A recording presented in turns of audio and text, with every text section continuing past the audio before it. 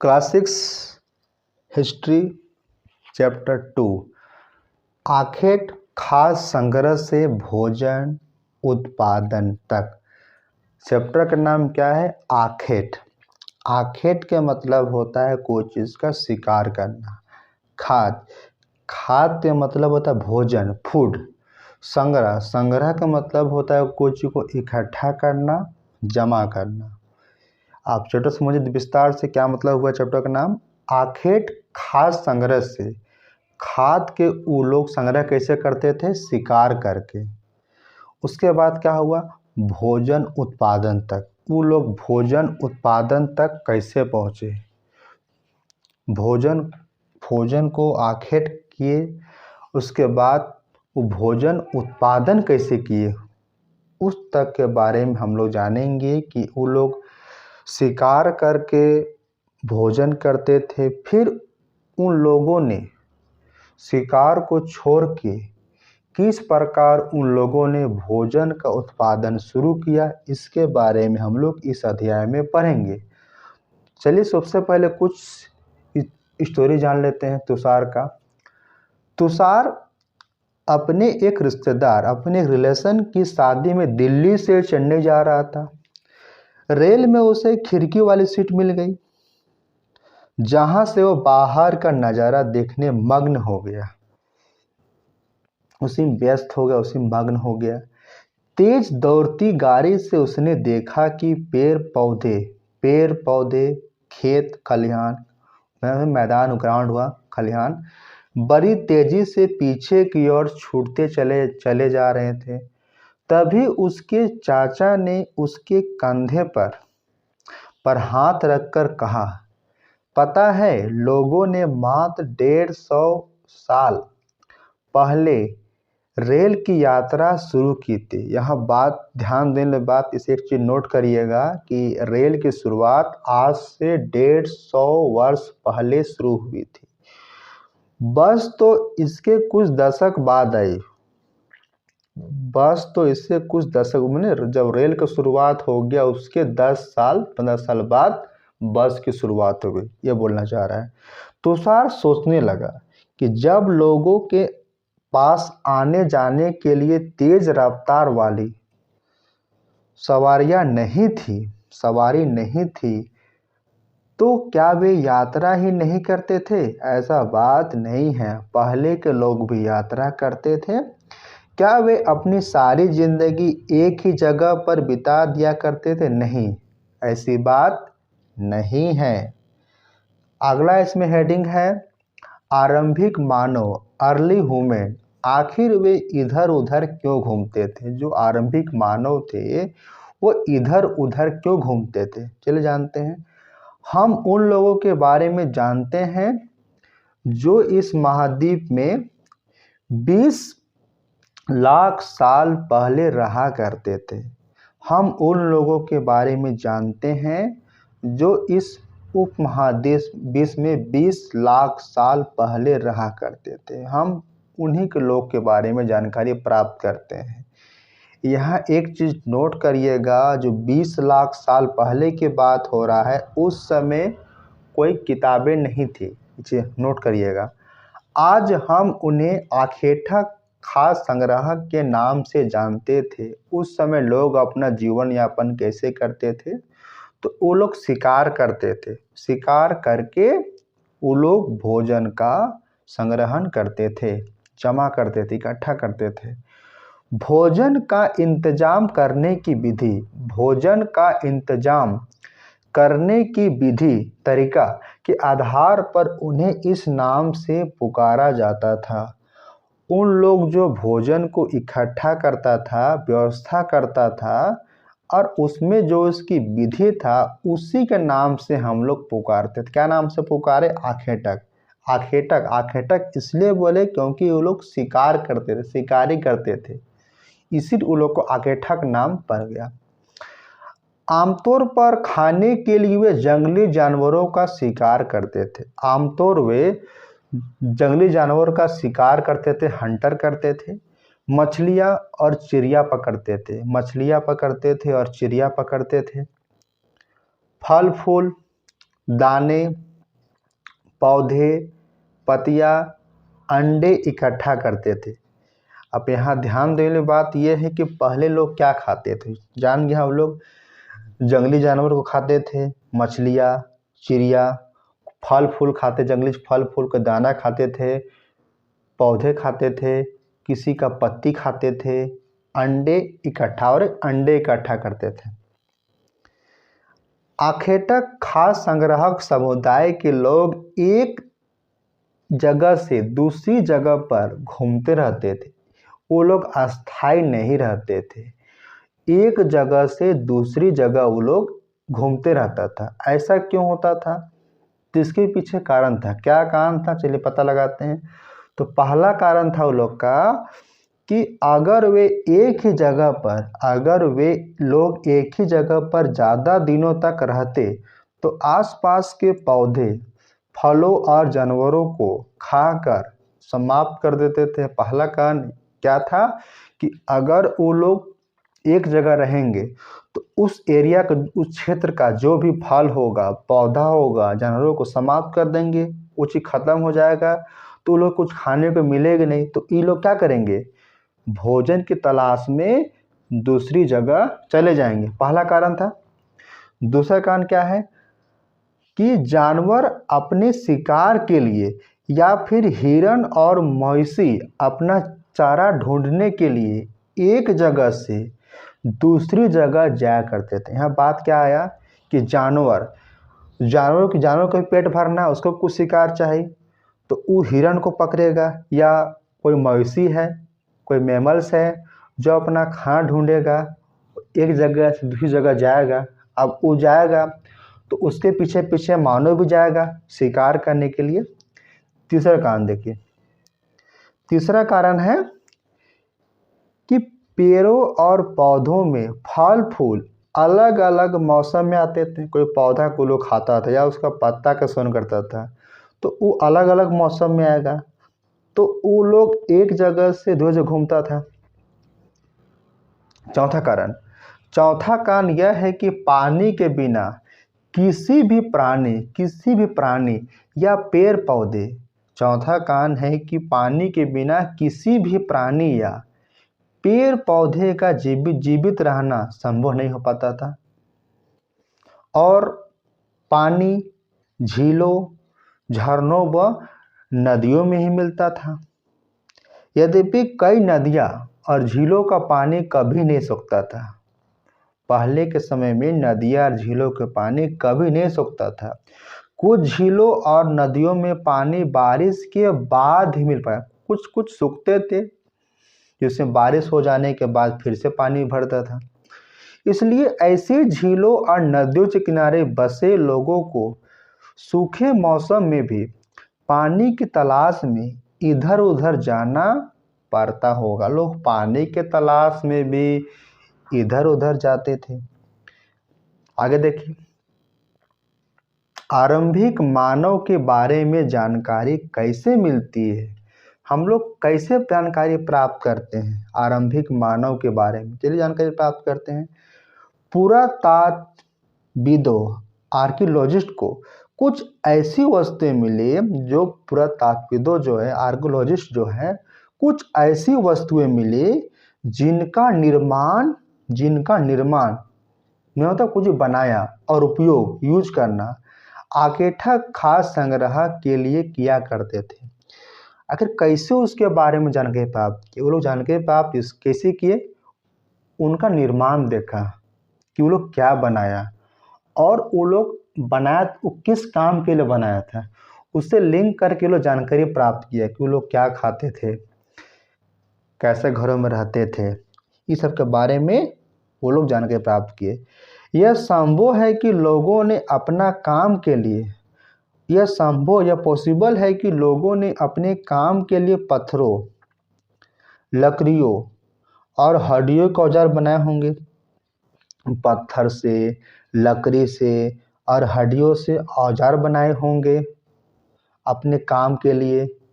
पत्थर से हो सकते शिकार करते होंगे, पत्थर शिकार कर सकते हैं, कुछ को मांस कभी पत्थर से काट सकते हैं, लकड़ियाँ से घर बना रहे होंगे, या लकड़ी से कुछ औजार ही बना रहे होंगे वो लोग रहने उन्ने के लिए, या लकड़ी से अपना खाना पका रहे होंगे, और हड्डियों के कुछ औजार बना रहे होंगे।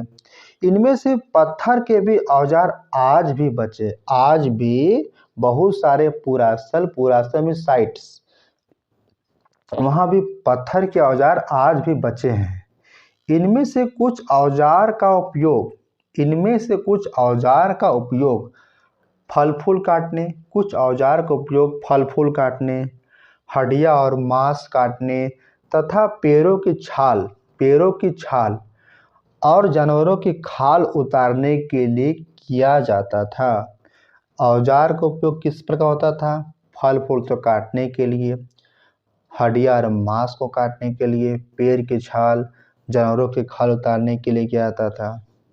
कुछ के साथ हड्डियों या लकड़ियों के मुट्ठे लगाकर भाले जान रहे जो मारते हैं ना तेज धार वाला, और बाण जैसे हथियार बनाए जाते थे। हड्डियों या लकड़ियों को मिला के वो लोग भाले और बाण जैसे हथियार बनाते थे।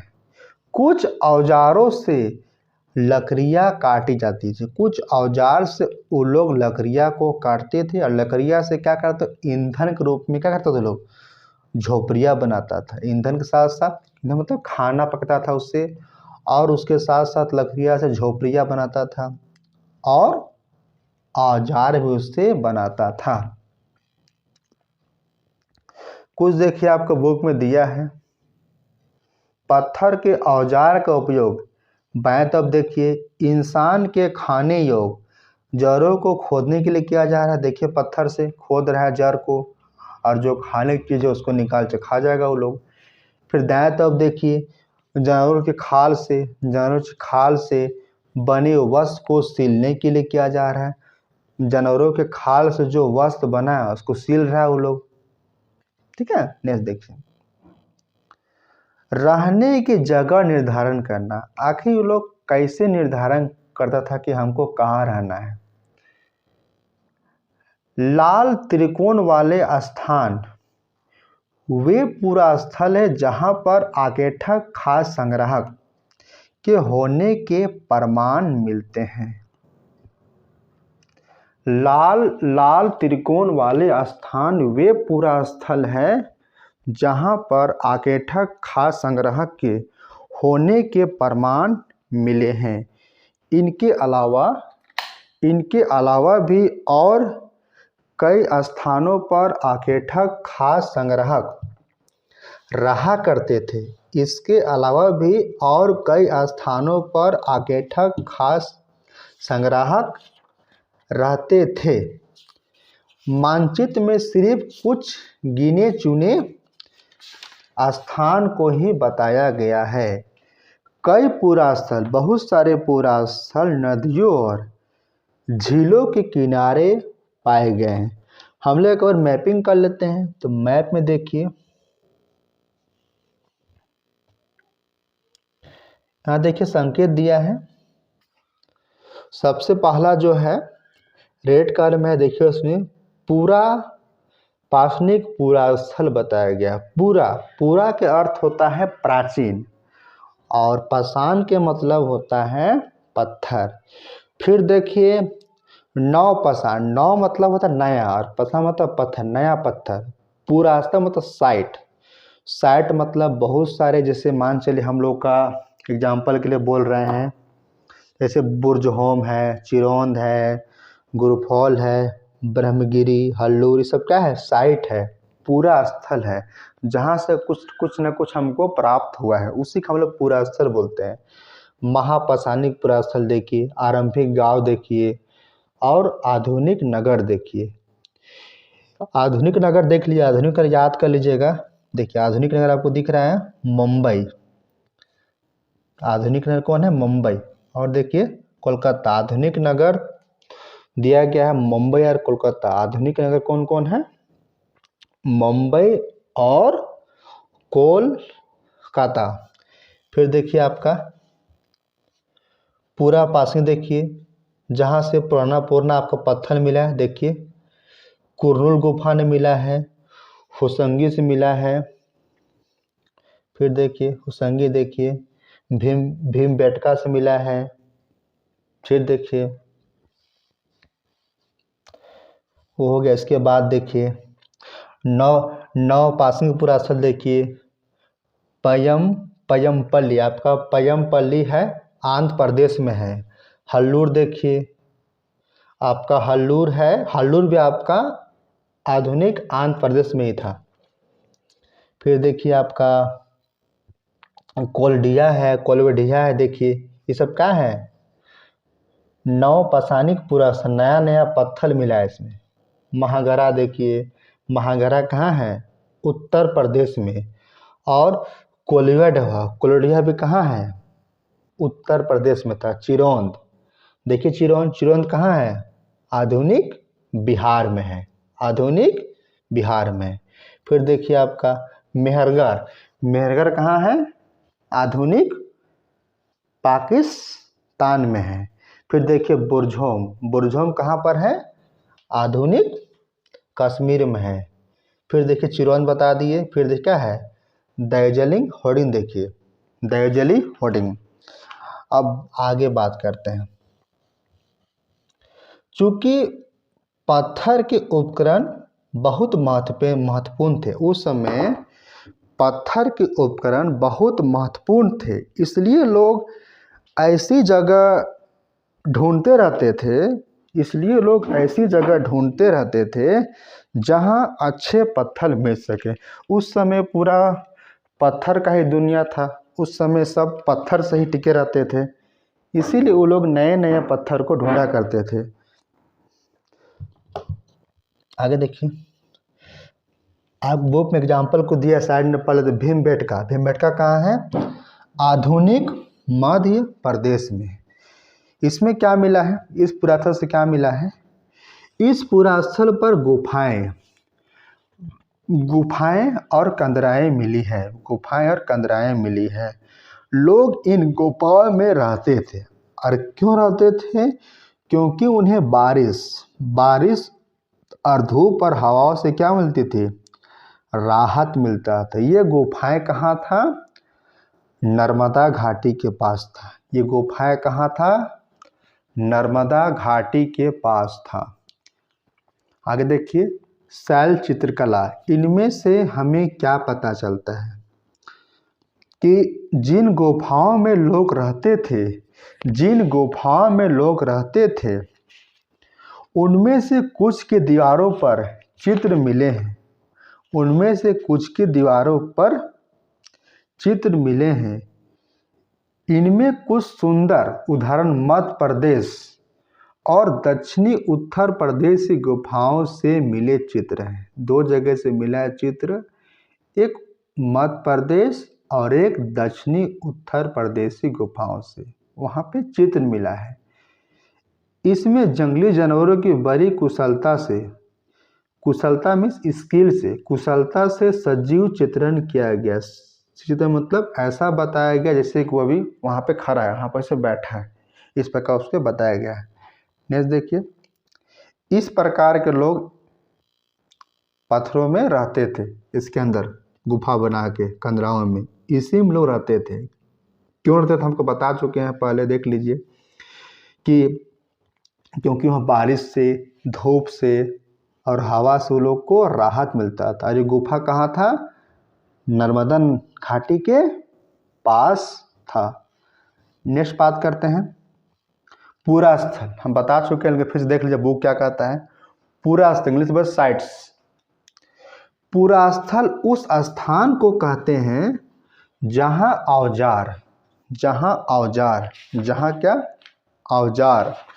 क्या मिला है, औजार मिला है और बर्तन मिला है और इमारतें जैसी वस्तुओं के अवशेष मिलते हैं। ऐसी वस्तुओं का निर्माण लोगों ने अपने काम के लिए किया था। कुछ औजार बनाए हैं, जो कुछ बर्तन बनाए होंगे, कुछ इमारत बनाए होंगे, अपने काम के लिए बनाए होंगे, लेकिन बाद में वो लोग उसे वहीं छोड़ गए होंगे। हो सकता है वो ज़मीन के ऊपर होगा या अंदर होगा या कभी कभी समुद्र और नदी के तल में पाए जाते होंगे। इन पुरास्थल के बारे में आपको अगले अध्याय में बताया जाएगा। अगले हम डिटेल्स हम लोग पढ़ेंगे। बात करते हैं आग की खोज। आग की खोज आखिर कैसे हुई? तो मानचित्र 2 में कुरनूल गुफा पृष्ठ संख्या 12 या राख के अवशेष मिले हैं। कुरनूल गुफा में हम लोग को राख का अवशेष मिला है। कुरनूल गुफा में हम लोग का राख का अवशेष मिला है। इसका मतलब यह है कि आरंभिक लोग आग जलाना सीख गए थे।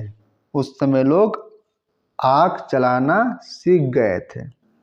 आगे बात करते हैं। आरंभिक लोग आग जलाना सीख गए थे। आग का इस्तेमाल कई कार्यों के लिए किया गया होगा। आग का प्रयोग जो इस्तेमाल जो है कई काम के लिए किया होगा, जैसे प्रकाश के लिए, रोशनी के लिए, मांस को बनाने के लिए, कोई मांस बनाना, कोई और खतरनाक जानवरों को दूर भगाने के लिए आग का उपयोग करते होंगे। अब मेन इम्पोर्टेंट पॉइंट है नाम और तिथियाँ। ये हर एक एग्जाम में पूछता है, इससे एक आध क्वेश्चन। बात करते हैं जिस काल के बारे में पढ़ रहे हैं, जिस काल के बारे में हम पढ़ रहे हैं, पुरातत्वविदों ने, आर्कियोलॉजिस्ट ने उनके बड़े बड़े नाम रखे हैं, उनके बड़े बड़े नाम रखे हैं। आरंभिक काल को वे पूरा पाषाण कहते हैं। जो शुरुआती जो मानव का था काल, उसको वो लोग पूरा पाषाण जो है 2 शब्द से मिलकर बना है। पूरा का अर्थ होता है प्राचीन और पाषाण का अर्थ होता है पत्थर, मतलब पुराना पत्थर। यह नाम पूरा स्थलों से प्राप्त पत्थर के औजारों के महत्व को बताता है। यह नाम जो है पूरा स्थल, उस समय का जो साइट्स था उससे जो प्राप्त हुआ पत्थर के औजार, उसके इम्पोर्टेंस को बताता है। पूरा पाषाण काल लगभग 20 लाख साल पहले से 12,000 साल पहले के दौरान माना जाता है। पूरा पाषाण का जो काल है वो 20 लाख साल पहले से 12,000 साल पहले के दौरान माना जाता है। यहाँ 12,000 साल पहले की बात हो रहा है। हम पहले अध्याय में बता चुके हैं बीसी के बारे में बता चुके हैं, आपको एडी के बारे में बता चुके हैं। कुछ आपको रिवाइज कर देते हैं। बीसी के मतलब होता है बिफोर क्राइस्ट। बिफोर क्राइस्ट का मतलब होता है ईसा के जन्म से पहले, उसको बीसी बोलते हैं, ईसा के जन्म से पूर्व। और एडी का मतलब होता है एनी डोमिनो के मतलब होता है प्रेजेंट, वर्तमान। और दूसरे अर्थ में बोले तो ईसा के जन्म से बाद का समय। तो यहाँ 12,000 साल पहले की बात हो रहा है। तो हम लोग अगर 2000 को अगर हम पॉइंट मानते हैं, अगर हम लोग, तो 12,000 साल बोल रहा है, 2000 घटा दीजिए, क्या हो जाएगा? ईसा के जन्म से 10,000 वर्ष पूर्व। इसको इस प्रकार भी हम लोग बोल सकते हैं। 12,000 साल वर्ष पहले का हम लोग 10,000 साल पहले, ईसा के जन्म से 10,000 वर्ष पहले भी बोल सकते हैं। आगे देखिए, इस काल को 3 भागों में, किस काल को? पूरा पाषाण क्या है? आरंभिक काल को। पूरा आर्कियोलॉजिस्ट जो लोग थे, वो लोग आरंभिक मानव लोग थे, वो लोग को पूरा पाषाण काल का, उस समय के लोग पूरा पाषाण कहा गया। तो पूरा पाषाण को ये लोग 3 भाग ने बांट दिया। पहला था आरंभिक, दूसरा था मध्य और तीसरा था उत्तर पूरा पाषाण। आरंभिक, मध्य एवं उत्तर पूरा पाषाण। मानव इतिहास की लगभग 99% कहानी इसी काल के दौरान घटित हुई है। जो मानव इतिहास हम लोग देखते हैं कि मानव किस प्रकार अपने आप को विकसित किया, वो इसी काल में घटित हुआ है। जिस काल में हमें पर्यावरणीय बदलाव मिले, जिस समय में हमें पर्यावरण बदलाव मिले, इन्वायरमेंट चेंज हुआ, उस समय के लोग मेसोलिथ मतलब होता है मध्य पाषाण। यह मेसो के अर्थ है मध्य और लिथ मतलब होता है पाषाण, पत्थर, मध्य पाषाण युग कहते हैं। इसका समय लगभग 12,000 साल पहले से 10,000 साल पहले तक माना गया।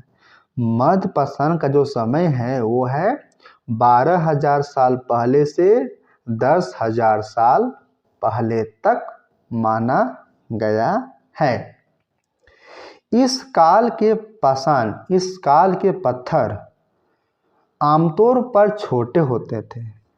उस काल का जो पत्थर था वो छोटा होता था, इसीलिए इन्हें माइक्रोलिथ यानी लघु पाषाण कहा जाता था, क्योंकि उस काल का जो औजार था पत्थर से बना हुआ वो बहुत छोटा होता था, इसीलिए इसका नाम पड़ गया लघु पाषाण।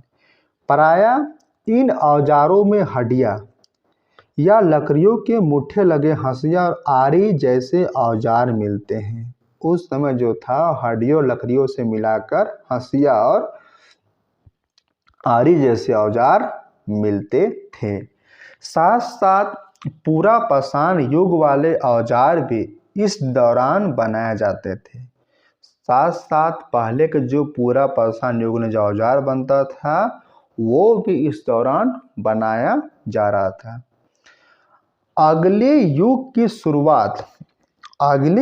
शुरुआत 10,000 पहले से होती है। जब लघु पाषाण युग खत्म होता है उसके बाद आता है नव पाषाण युग। वो कब शुरुआत हुआ? लगभग 10,000 साल पहले। नव पाषाण का मतलब क्या होता है? नव पाषाण का मतलब नव मतलब नया और पाषाण मतलब पत्थर, नया पत्थर। हमने कुछ स्थानों के नाम दिए हैं, अगले अध्याय में तुम्हें ऐसे अनेक नाम मिलेंगे। अक्सर हम पुराने स्थानों के लिए उन नामों का प्रयोग करते हैं। अक्सर हम पुराने स्थानों के लिए उन नामों का प्रयोग करते हैं जो आज प्रचलित है, क्योंकि हमें ज्ञात नहीं है कि उस काल में से क्या नाम होंगे। इसी कारण देखिए, बदलती जलवायु किस प्रकार बदला जानकारी प्राप्त करते हैं। लगभग 12,000 वर्ष पहले क्या हुआ था कि दुनिया की जलवायु में बड़े बदलाव आए और गर्मी बढ़ने लगी। इसका रिजल्ट क्या हुआ? आखिर जलवायु बदला तो क्या हुआ? कई क्षेत्रों में घास उगने लगे, ग्रास उगने लगे, घास के मैदान बनने लगे।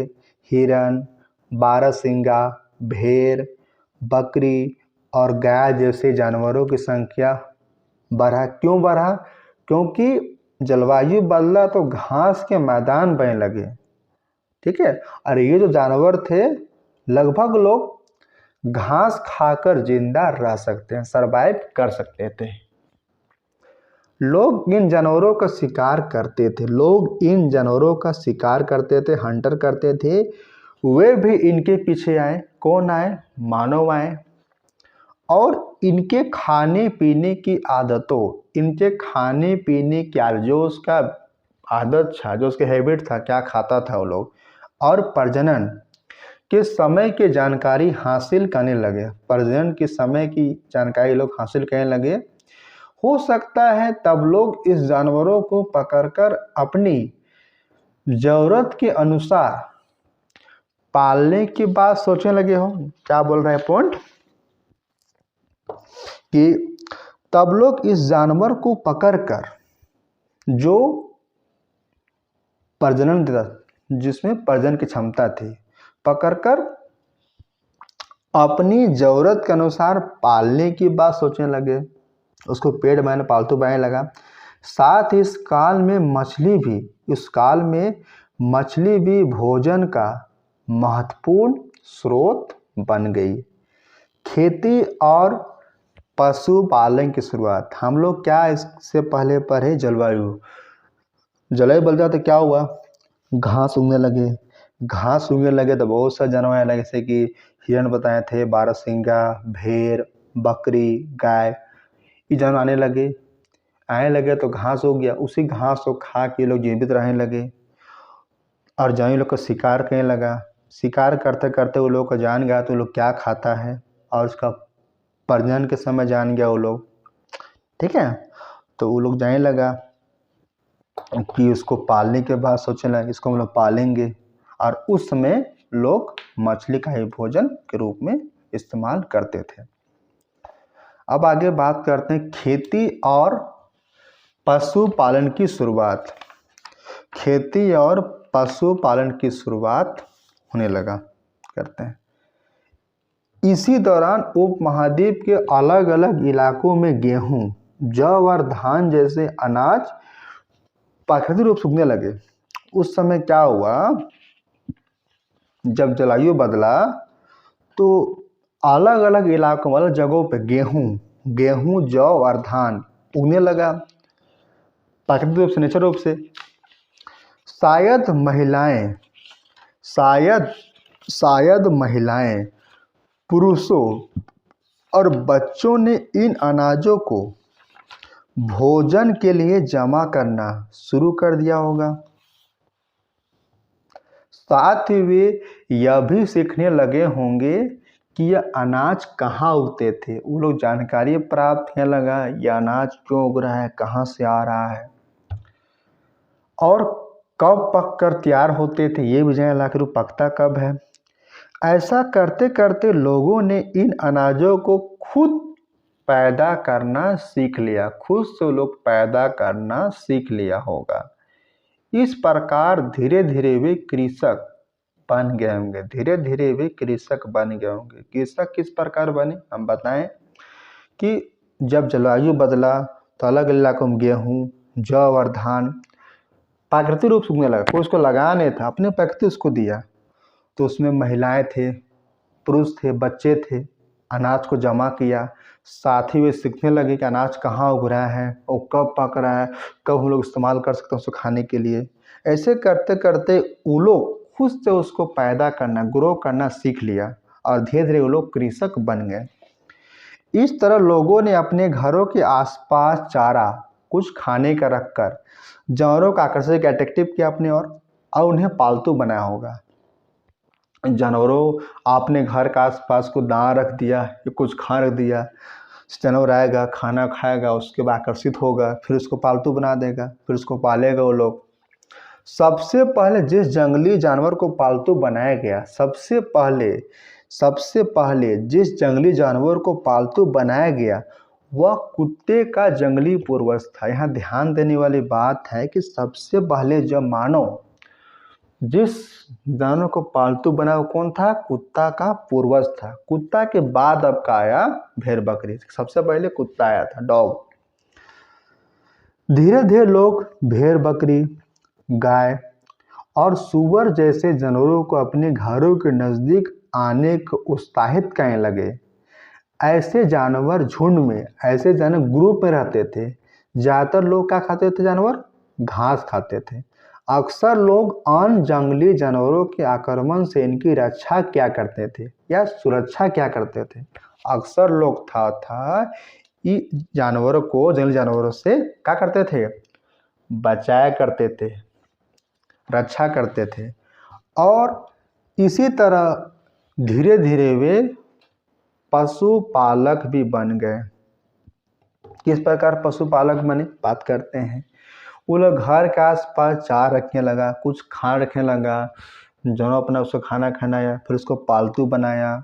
और पालतू बताया, सबसे पहले उसको पालतू बनाया कुत्ता को, फिर भेड़ को, बकरी को और सुअर को पालतू बनाया, अपने घरे में आने, घर घर का आसपास आने के उत्साहित किया वो लोग को।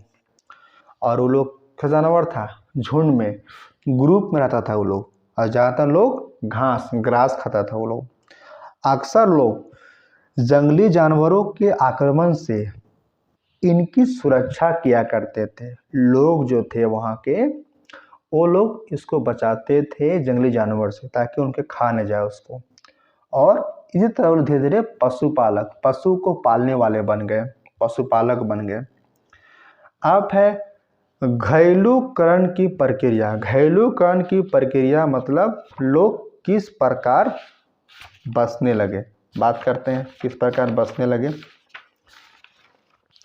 लोगों द्वारा पौधे उगाने, लोगों द्वारा पौधे उगाने और जानवरों की देखभाल करने को घरेलूकरण प्रक्रिया, घरेलूकरण प्रक्रिया हम लोग बसने की प्रक्रिया कह सकते हैं। एक जगह रहना, एक जगह बसना, उसको हम लोग घरेलूकरण कह सकते हैं। लोगों द्वारा कोई व्यक्ति पौधा उगाया, कोई जानवरों की देखभाल कर रहा हूँ, जाके बस गया हूँ, जाकर रह गया, स्थायी निवासी हो गया, उसी को बोलते हैं घरेलूकरण की प्रक्रिया। अपनाए गए ये पौधे, जो पौधा लोग अपना रहा है, तथा जानवर अक्सर पौधों तथा जानवरों से क्या होते थे, भिन्न थे। किसके? जंगली जानवर से या जंगली पौधे से अलग होते थे। जो लोग पौधों को अपना रहा है व्यक्ति, वहाँ के लोग, वो जंगली पौधा से भिन्न अलग होता था। और जो जानवर जो अपना रहा है वो भी जंगली जानवर से भिन्न होता था, अलग होता था। इसकी वजह या से कारण क्या था कि अपनाए गए पौधे या जानवरों को लोग क्या चयन करता था, सिलेक्शन करता था। उदाहरण के तौर पर लोग उन्हीं पौधों तथा जानवरों का चयन करता था। एग्जाम्पल के लोग उन्हीं पौधों तथा जानवरों का चयन करता था जिनके बीमार होने की संभावना कम हो, जो ज़्यादा बीमार ना हो।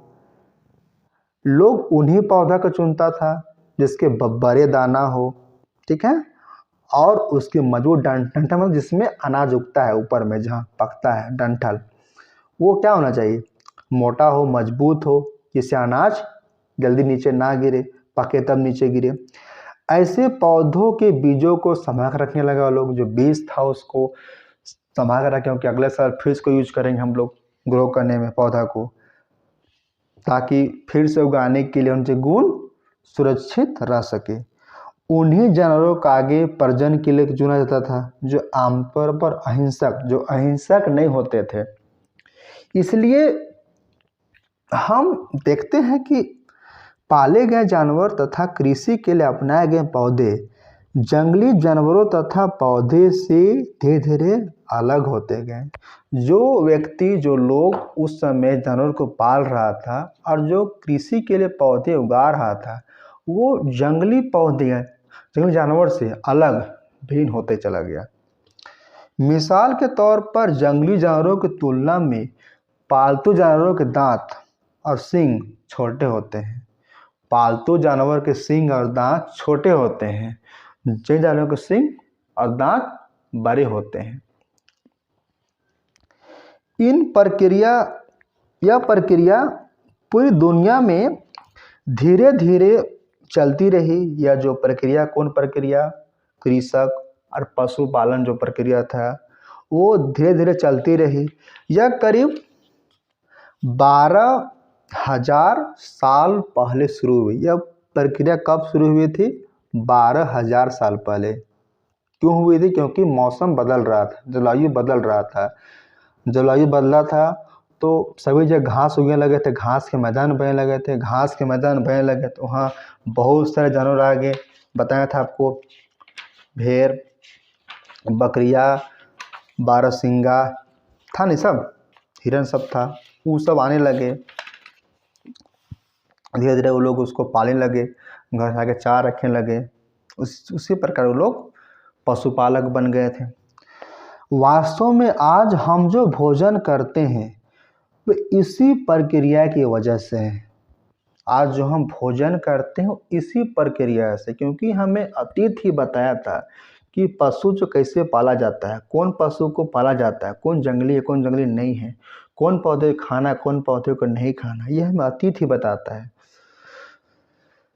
कृषि के लिए अपनाई गई सबसे प्राचीनतम फसलों में गेहूं था तथा जौ। हाँ, याद कीजिए, आप लोग को पहला अध्याय में बताए थे कि सबसे पहले जो उगाया गया था गेहूं और जौ ही उगाया गया। सबसे पहले जो खेती जो हुआ था गेहूं और जौ का ही खेती हुआ था।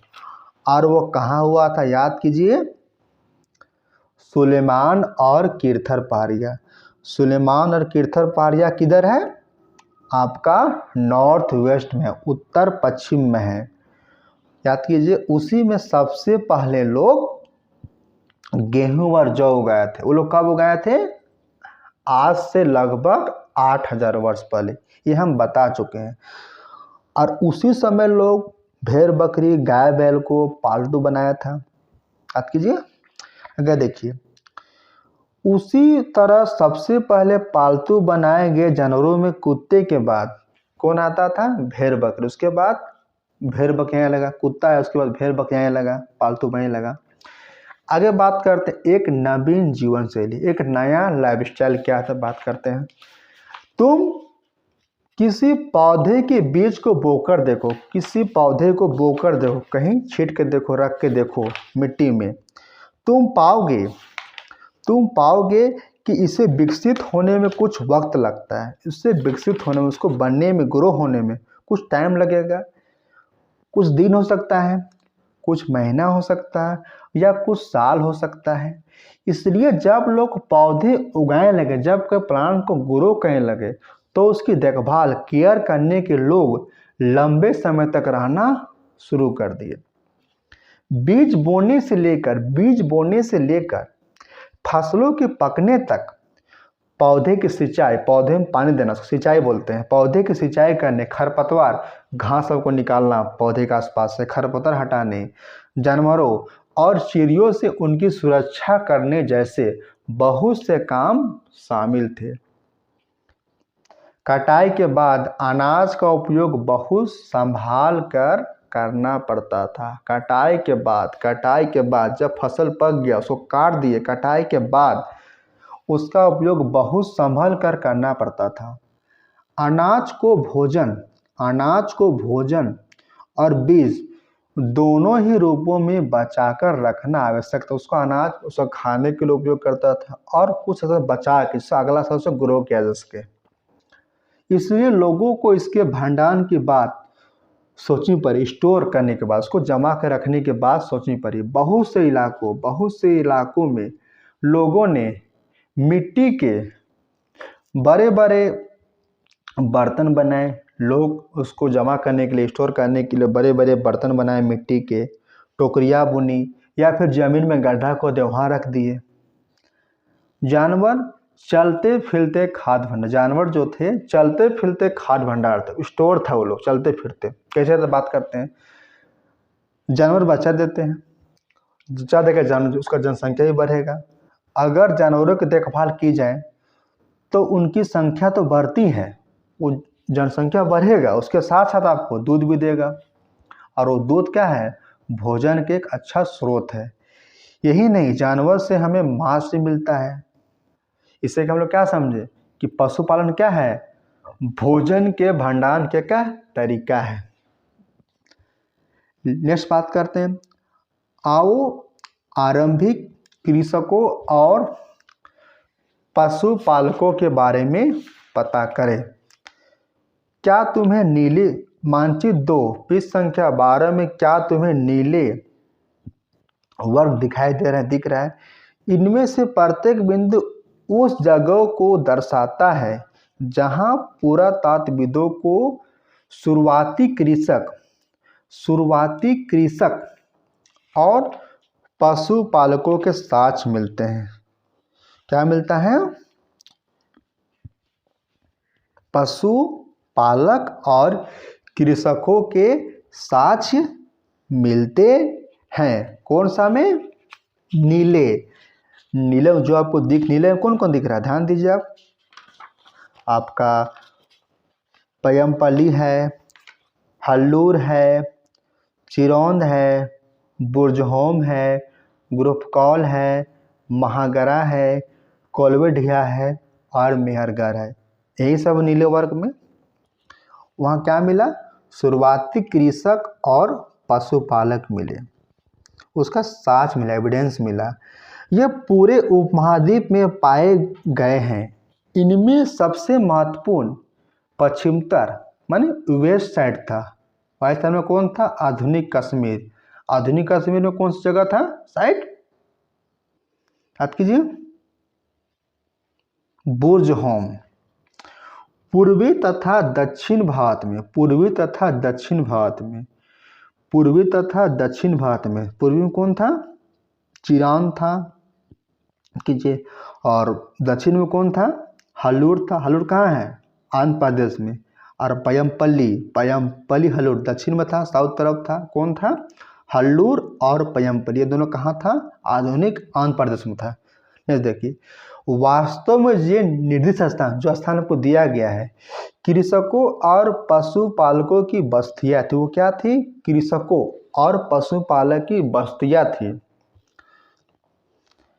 या नहीं, इसे जांचने के लिए वैज्ञानिक खुदाई में मिले पौधों और पशुओं की हड्डियां के नमूनों का अध्ययन करते हैं। खुदाई किया और जो उसने पौधे मिला और जो उसने पशु मिला, उसके हड्डियां का नमूना लिया और उससे अध्ययन किया।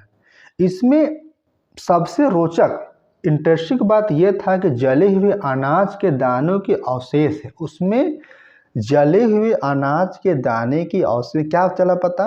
क्या बोला इसमें? कि जले हुए अनाज, जले हुए मतलब आग, मतलब उस समय तक लोग आग जलाना सीख गया था।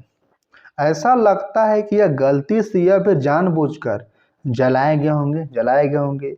वैज्ञानिकों ने इस अनाज के दानों की पहचान कर सकते हैं। वैज्ञानिकों इन अनाज के दानों की पहचान कर सकते हैं। इस तरह हमें पता चलता है कि उपमहाद्वीप के अलग अलग भागों में बहुत सारी फसल, क्रॉप्स उगाई जाती रही होगी। वैज्ञानिक विभिन्न जानवरों की हड्डियां की भी पहचान कर सकते हैं। एग्जाम्पल के लिए बता रहे हैं, जैसे आप जाइएगा साउथ तरफ तो दो पूरा स्थल था, हल्लूर था। हल्लूर देखिए ज्वार बाजरा उगाता था वो लोग, और भेड़ बकरी सो लोग पाला। फिर देखिए आप इधर जाते हैं मेहरगढ़, तब जाते हैं मेहरगढ़, देखिए गेहूँ उगाया, जौ उगाया, भेड़ बकरी को पाला। ठीक है, नेक्स्ट देखिए। नेक्स्ट है अस्थायी जीवन की ओर। कब लोग अस्थायी जीवन जीने लगे? पुरातत्वविदों को कुछ कूड़ा स्थलों, कुछ साइट से झोपड़ियाँ मिला और कुछ घरों के निशान मिला, जैसे कि बुर्जहोम। बुर्जहोम कहाँ है? अभी के कश्मीर में है। तो लोग गड्ढे के नीचे रहा घर बनाते थे। बुर्जहोम के लोग जो थे वो गड्ढे करके नीचे कर घर बनाते थे, जिन्हें गर्तावास कहा जाता था। इनमें उतरने के लिए, नीचे आने के लिए सीढ़ियाँ होती थी। इससे उन्हें ठंड के मौसम में सुरक्षा मिलती होगी। पुरातत्वविदों को झोपड़िया के अंदर और बाहर दोनों ही स्थान पर आग जलाने की जगह मिली है। उस झोपड़ियों के बाहर और अंदर दोनों जगह आग जलाने का एविडेंस मिल रहा है, सबूत मिल रहा है। ऐसा लगता है कि मौसम के अनुसार घर के अंदर या बाहर खाना पकाते हैं लोग। मौसम के अनुसार नीचे भी गर्तवास में खाना बनाते होंगे और बाहर भी खाना पकाते होंगे। बहुत सारी जगहों से पत्थर के औजार ही मिले। बहुत सारे जगह था, पूरा स्थल था, वहाँ पत्थर के औजार भी मिले हैं।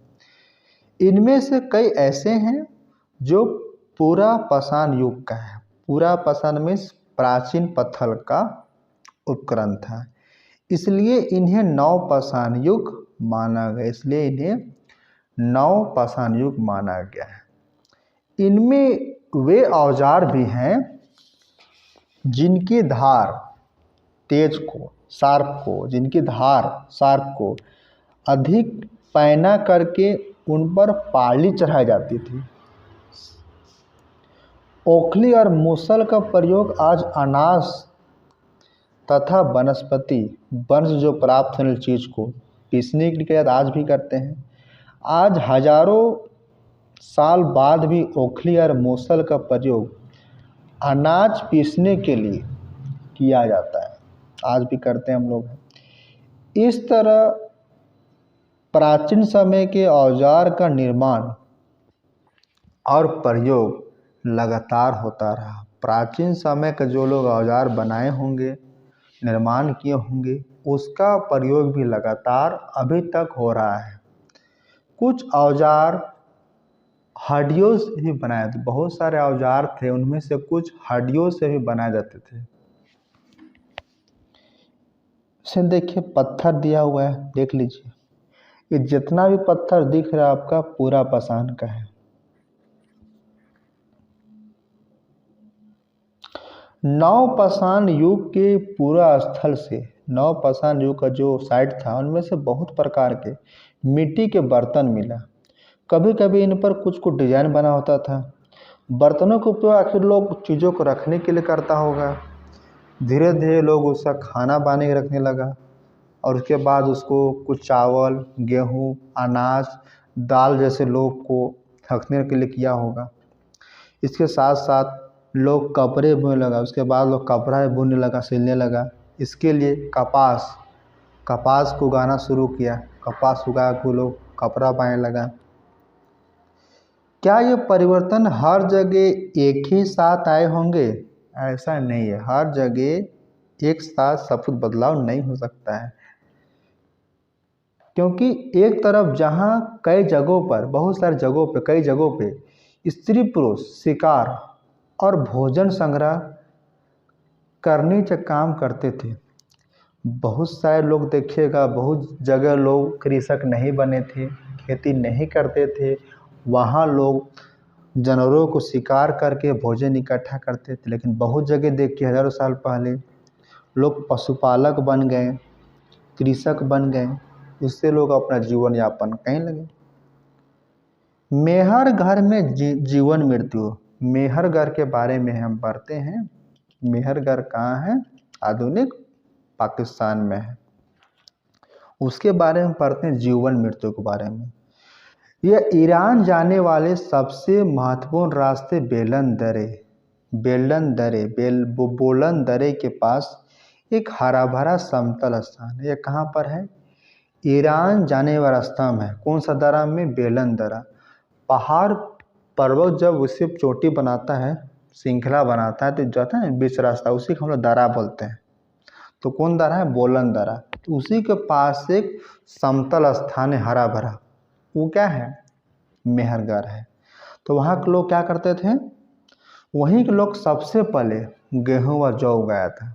बताया था कि मेहरगढ़ के लोग ही सबसे पहले गेहूँ व जौ उगाए थे और भेड़ बकरी को पाले थे। यहाँ अलग अलग प्रकार की जानवरों की हड्डियाँ मिले हैं। यहाँ बहुत प्रकार के जानवरों की हड्डियाँ मिली हैं।